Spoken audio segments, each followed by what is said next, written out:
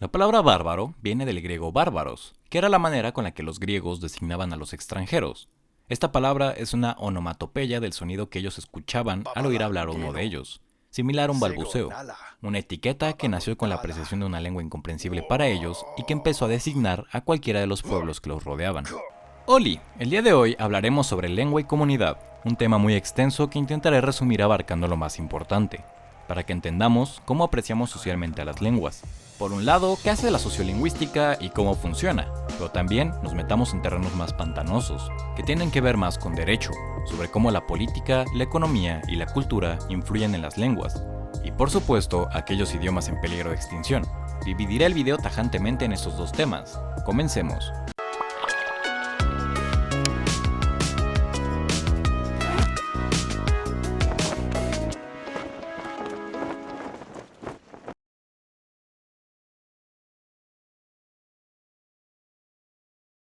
A veces, por lo similar que es nuestra cultura a otras en Occidente, es difícil para nosotros imaginar la cantidad de formas de vivir que existen en el mundo, el número de tradiciones y por ende el número de lenguas que esas culturas han formado o adoptado a lo largo de su historia. Se estima que existe un total de entre 3.000 a 7.000 lenguas y dentro de ellas, estas lenguas han encontrado sus propios caminos, palabras y formas de expresión que inclusive dentro de un mismo idioma agregan muchas variantes. Los hablantes nos sentimos identificados con nuestra lengua y nuestra forma de hablarla. Después de todo, es con ella que realizamos nuestras tareas cotidianas.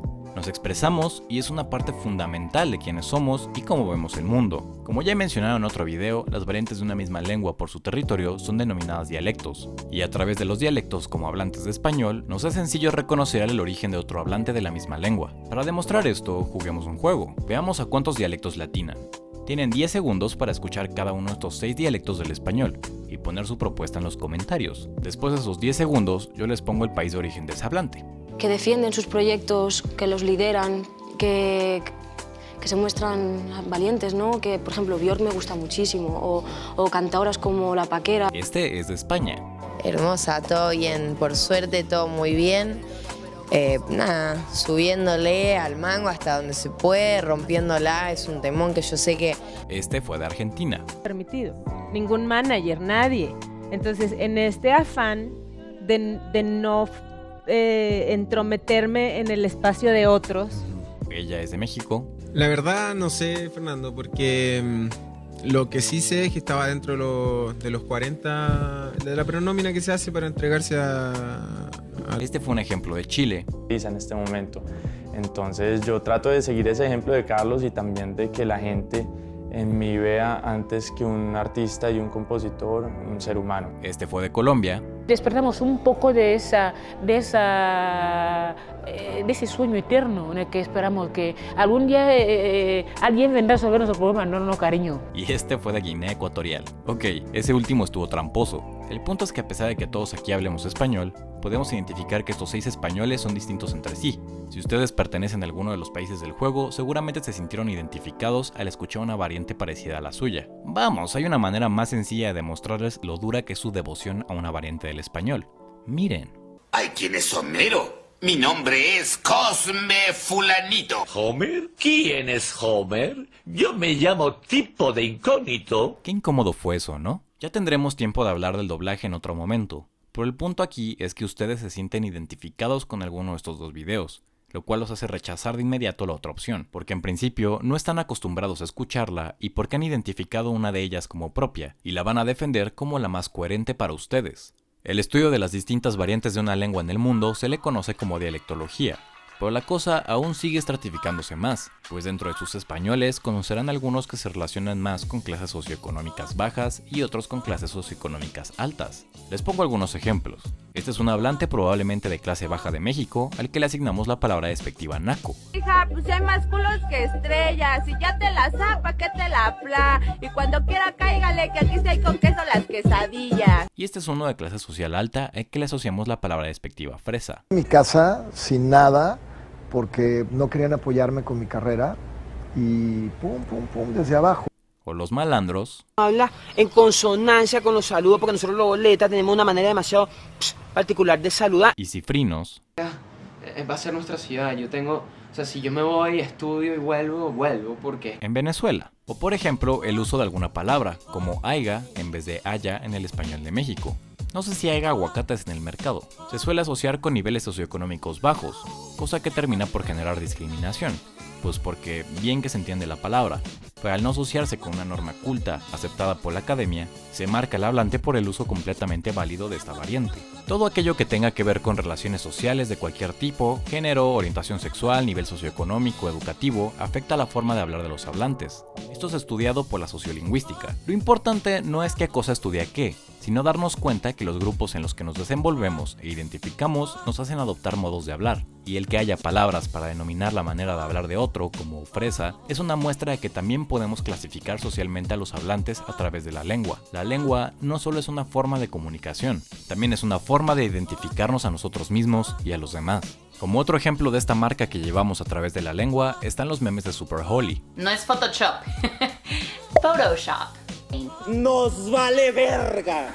Y lo más probable es que si ustedes dicen Walmart, les entienda un hablante de inglés, pero es su lengua materna la que le va a enseñar a este hablante que ustedes no son de ese lugar. Esto es porque no solemos usar los sonidos que los hablantes de inglés usan, y para nosotros es hasta difícil percibirlos y pronunciarlos si no tenemos una educación avanzada en este idioma. Las lenguas, dialectos y sociolectos también son banderas. En este punto los invito a reflexionar si con la cantidad de variantes que hay del español existen en realidad palabras bien o mal dichas, o solo distintas formas de expresión, todas ellas igual de válidas según el contexto. Habiendo dicho esto, vayamos a una escala más global, la política y los derechos lingüísticos. Como hemos visto en los videos anteriores, hay una estrecha relación entre la cultura de un hablante y su lengua, pero las lenguas también pueden obtener poder político dependiendo de la posición económica de una potencia. Vicente Romano, en su libro Intoxicación lingüística, el uso perverso de la lengua, rescata una serie de autores, la mayoría filósofos, entre ellos Marx y Engels, que han hablado sobre el valor de la lengua en la política, al tratarse del mecanismo de comunicación y generación de vínculos sociales. En su introducción menciona que el lenguaje se utiliza para el avance social, y por supuesto adquirir ideas científicas o filosóficas. Es por esto que se vuelve de gran importancia para una potencia comercial establecer su lengua a la fuerza, o también puede ser que a través de su poder económico se vuelva imperativo para los demás pueblos adquirir dicha lengua. Entonces, ¿cómo es que una lengua gana territorio frente a otras? El ejemplo antiguo de una civilización que impuso su lengua a pueblos conquistados está en la cultura romana. A pesar de lo que puedan creer, el proceso que llevó a los pueblos celtas a hablar el latín no fue del todo violento. Según Francisco Beltrán Lloris, en su texto Lenguaje e Identidad en la Hispania Romana, los pueblos que residían sobre la política romana adoptaron la lengua latina por diversos motivos, entre ellos que parecía no haber una valoración por parte de los hablantes sobre su propia lengua, pues esta no tenía valor social o comercial fuera de sus comunidades, y al hablarse muchas lenguas en la península ibérica, el latín se pudo convertir rápidamente en una lengua puente entre estas diversas culturas, hasta convertirse en una lengua con prestigio, pues era la lengua de la capital. De hecho, este mismo autor menciona que la percepción de las lenguas como parte de la identidad de un pueblo, por lo menos en Europa, fue algo que llegó hasta la modernidad. Pero como todo, esto debe de verse con cuidado, y en cada caso en particular. Otro caso de lengua que adquirió importancia comercial y cultural fue el español durante el siglo XVI, que según lo que menciona Antonio Alatorre en los 1001 años de la lengua española, por la cantidad de territorio que tenía el imperio de Carlos I, se volvió de gran importancia para los comerciantes extranjeros aprender la lengua hispana. Otra cosa que apoya mucho a la proliferación de lenguas es la creación de proyectos culturales. El alemán y el francés se volvieron lenguas de conocimiento ilustrado, y me atrevería a decir, sin ningún rigor científico, aclaro, que actualmente por la atención que recibe el anime, a nivel mundial, ha aumentado el interés por aprender japonés. Estos últimos casos, a diferencia del latín en el Imperio Romano, fueron lenguas que se adquirieron por extranjeros como segunda lengua, y no como lengua materna, aunque obviamente en el caso del territorio americano sí hubo un proceso de colonización similar al romano que impuso la lengua española en el territorio, en gran medida por intereses religiosos y por la unificación de la corona española. Todos los países europeos que generaron colonias en América impusieron su lengua a los nativos, esclavos y por supuesto trajeron sus propios hablantes. Portugal lo hizo en Brasil, Francia en Quebec y Guyana, Inglaterra en Estados Unidos, África y Australia, entre otros ejemplos. Por otro lado, existe la imposición de una lengua por medio de la prohibición. El caso más sonado es el del español frente al catalán, gallego, euskera, entre otras, durante el inicio de la dictadura militar en España.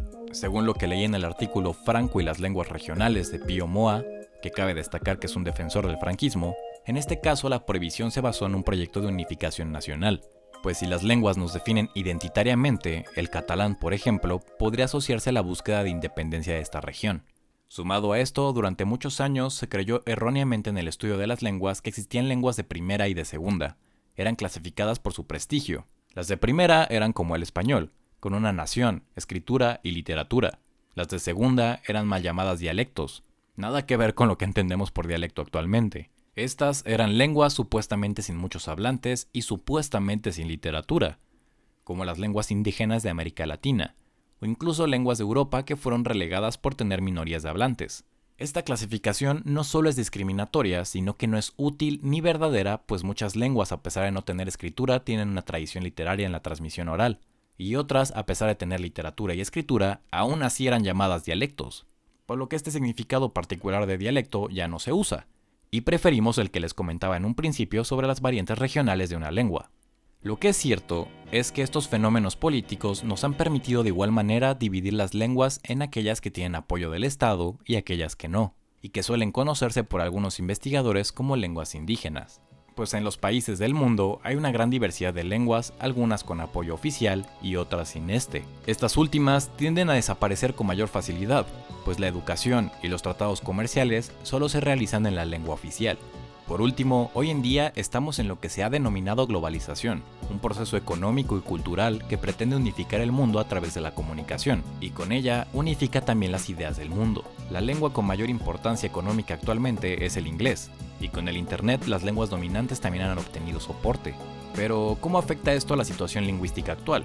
Bueno, según la UNESCO, aproximadamente cada 3 meses desaparece una lengua en el mundo, pues sus hablantes ya no transmiten más el conocimiento de esta, y al morir el último hablante de esa lengua, pues se muere la lengua.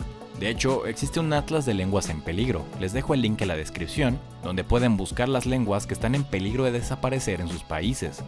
En este mapa se estima que por lo menos 2.464 lenguas están en riesgo, y se cree que para el 2100 haya desaparecido la mitad de las lenguas del mundo. Esto puede ser visto como un dato alarmante o no, y para que ustedes puedan tomar partido al respecto, les dejo las dos posturas.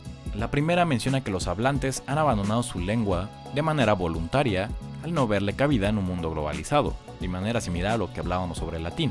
Esta postura dice que la elección es libre, y los hablantes abandonan su lengua por otras con más utilidad social, y dejan de transmitir su lengua materna a otras generaciones por considerarla poco útil. La segunda ve la muerte de las lenguas como un proceso largo y forzoso, que tras la formación de los estados ha privilegiado visiones del mundo únicas a comparación de la pluralidad que tenemos dentro de ellos. Algo así como lo que decíamos sobre el franquismo en España, pero que sin decirlo abiertamente ha infravalorado estas lenguas, a sus hablantes y sus formas de expresión, y se les ha discriminado, asesinado y forzado a abandonar su cultura. Así pues, los invito a reflexionar sobre los múltiples temas que hemos tratado en este video, las muchas formas que tenemos de hablar nuestra lengua, el cómo nos identificamos con ella y esta a su vez se vuelve parte de nuestra identidad, una credencial ante el mundo, y a pensar sobre cómo una lengua muere, y por qué es o no importante la diversidad de formas de expresión en el mundo. Al final también recordemos que no hay lenguas sin hablantes, y aunque el tema parezca abstracto, una cosa de ideas y costumbres, se trata de individuos que se ven afectados para bien o para mal por todos estos temas. Hasta aquí el video de esta semana, espero lo hayan disfrutado. Si quieren que toquemos algún tema en la sección de lingüística, pueden sugerirlo en los comentarios. Síganme en Twitter, les deseo un buen día.